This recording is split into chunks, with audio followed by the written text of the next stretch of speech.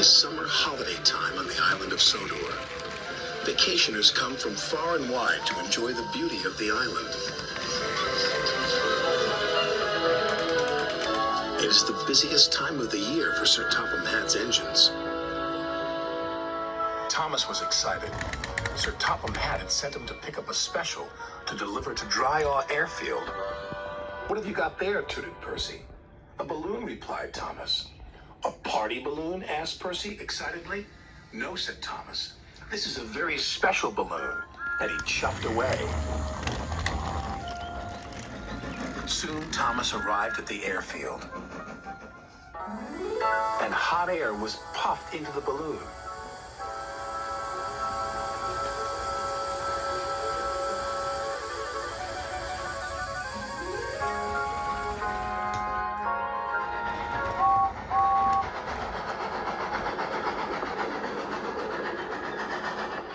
"What is that?"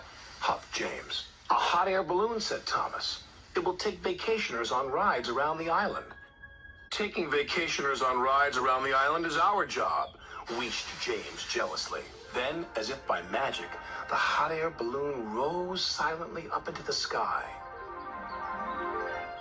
"What if the hot air balloon takes our passengers away?" chucked James. "What will happen to us then?"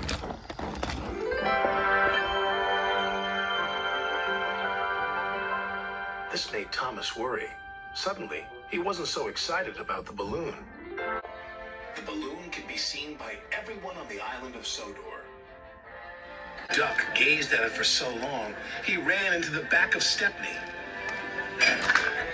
"Why, it's a floating basket with folks in it," said Donald. "Whatever will they dream up next?" said Douglas. James and Thomas were waiting at the level crossing. They were still worried about the hot air balloon. "If it takes our passengers away," chuffed Thomas, "there'll be no use for us engines." "Passengers should travel on trains," huffed James, "not in silly balloons." Then something big and round and red drifted straight towards them. "We're out of hot air!" shouted a voice. "Ah!" cried James. "What's happening?" Crash, bang, wallop went the balloon and landed right on top of James. He was so scared, he let out a huge burst of steam, which blew the balloon up again.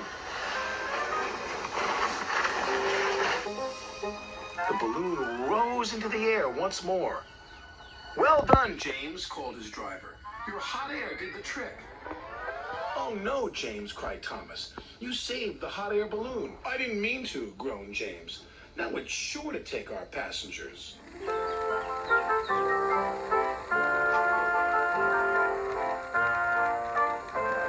Wherever James went, he could see the balloon carrying vacationers across the island.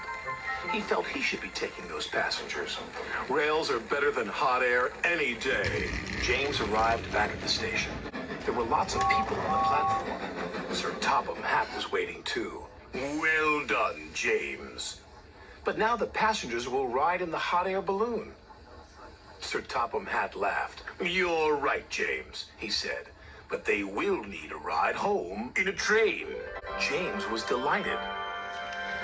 Sir Topham Hatt was right. The engines were busier than ever, taking vacationers to and from the airfield. Whenever James sees the red balloon, he whistles and toots. And sometimes when he's asleep at night, James dreams he can fly too. Just like the red balloon.